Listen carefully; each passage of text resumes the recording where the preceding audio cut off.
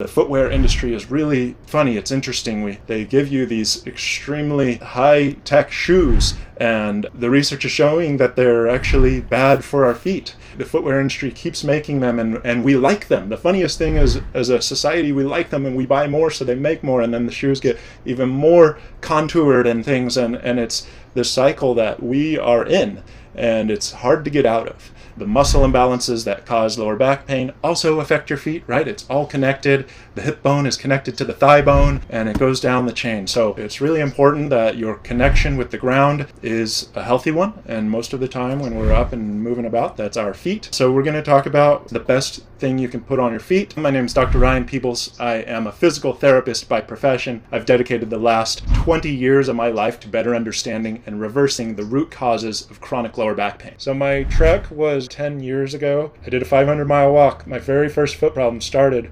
walking average 19 miles a day for 30 days. So footwear, I will just say that. Many people associate comfort in footwear with cushion, and cushion is itself a contributor to this problem, where highly supportive shoes bring you away from natural, away from posture that we are striving for, which is the closest thing to our design, our original design. You cannot go abruptly from highly supportive footwear to barefoot or barefoot style footwear. We call that minimalist shoes, which I'm going to show you a bunch of. It has to be very gradual because your body will not like it. Use your own judgment to go from wherever you're at now, whatever shoe you're at now, slightly more towards mimicking barefoot.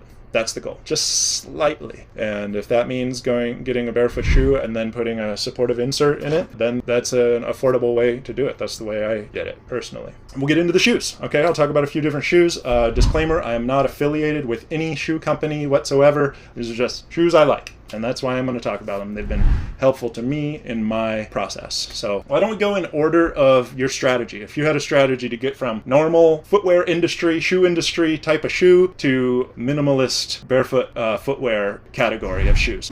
This is my wife's shoe, cute little tiny shoe. Merrell, they are a good in-betweener. They have a little bit of a wider toe box, a little bit of cushion, and a little bit of heel drop from here to, you can see this is more narrow here, but it's all a little bit less than what you would find in a normal shoe. And so this would be a good in-betweener, and it's a pretty big brand. I think they sell them in most places. That is just an example of, you can see the difference in the toe box, and you can see the difference in the heel drop and the toe spring. This one will have some toe spring. This was kind of hard to do, but let's see if I can do it again. That's quite a bit of toe spring, but these are outdoor shoes, so they don't want you tripping over rocks and stuff. So that's middle of the road barefoot footwear.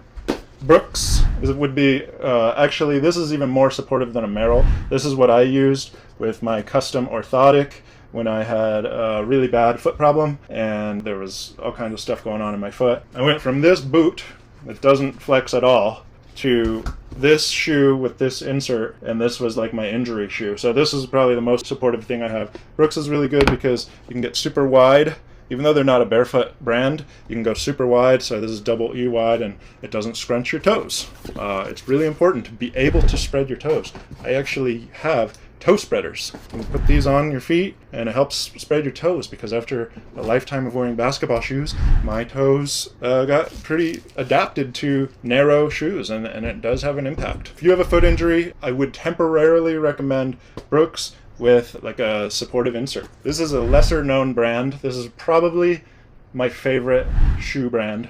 It is mostly barefoot, but they do have a little bit of shape to the bottom, and they also do have a little bit of toe spring here where it comes up. And this shoe actually has a really nice wide toe box, so it's not squeezing your toes together. When I started with these, I used this insert, SofSole, and it fit in there, and I went from the Brooks to this with this supportive insert, and now I don't use any insert at all. These are my dailies. If I have to go into the clinic, you can't go barefoot in there, right? So I'll wear these shoes, and absolutely love this brand. They're from Boulder, Colorado.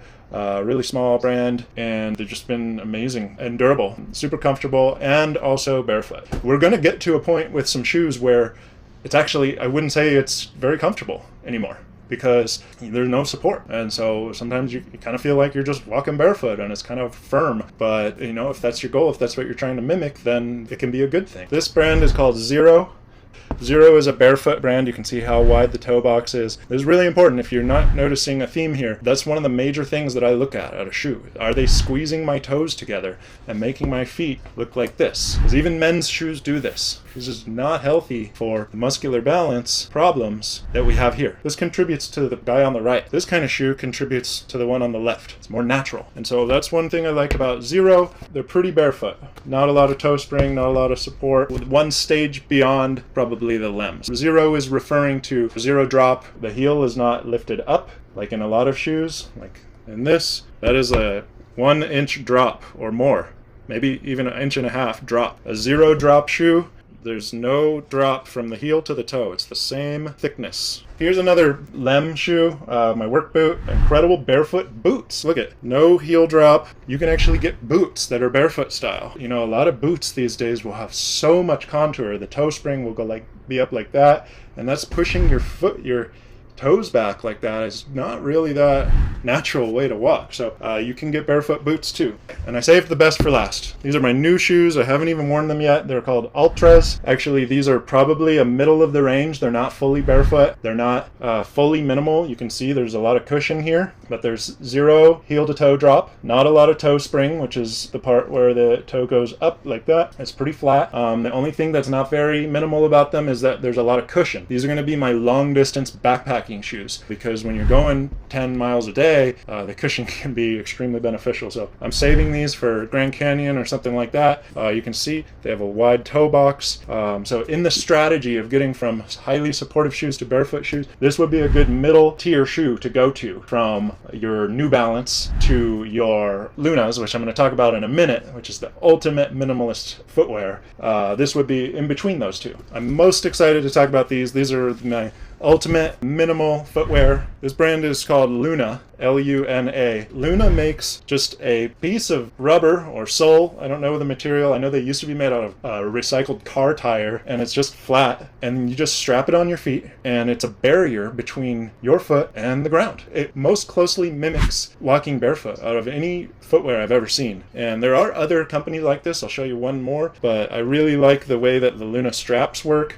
It's between the toe and it goes around the ankle. Basically, it's just strapping a piece of rubber to the bottom of your foot. I feel like I'm walking barefoot, and I just am protected from, the chemicals that are on our streets and sharp objects and things if you're walking in a city, or if you're on a trail and there's rocks and stuff. This will protect you from the rocks, and you can get different thicknesses. They sell it in different thicknesses. So LunaSandals, I love this company. I actually tried to go to these a little early, and then I had to back off. I started feeling like I was having a setback, and I had to go back towards more supportive shoes. I probably went to my Brooks right there for a little bit, and then I've had to work my way back towards these. Love the LunaSandals, but you cannot go to these if you are used to wearing supportive footwear. You have to gradually work your way down. It may even take more than 6 months to get to something like this, to be able to have for your feet to be able to tolerate something like this. Obviously, walking barefoot itself is a very healthy thing to do in preparation for this. And you might say, well, I can walk barefoot around my house just fine. Well, there's a big difference between walking barefoot all day long and only doing it when you're in your house and then having that support the rest of the day. When you're switched to something like this and you don't get that support the rest of the day, it's a massive difference. Some people, if you have carpet in your house, you're walking on carpet, and that is the support that the shoe is providing you. So take my words seriously that you need to gradually work towards stuff like this. I will show the alternative to these because my wife has them. It has Vibram soles, which is a sole company. Usually they will just sell the sole to, that's weird, sell your sole. The footwear company will slap the top of the shoe on their sole. This company is called Bedrocks. They have a little more shape than the Lunas. My Lunas are molded to my feet, but when you get them, they're fully flat like this. But the heel strap stays on her a little more. So it's a tiny bit less barefoot. Thank you guys all for being here. Until next time, go do something for your body that is good for it and pay back your tissue debt. If that means going for a walk, then go for a nice long walk, pubic bone forward. Or if that means getting down on the floor, then get down on the floor and connect to your core. See you next week.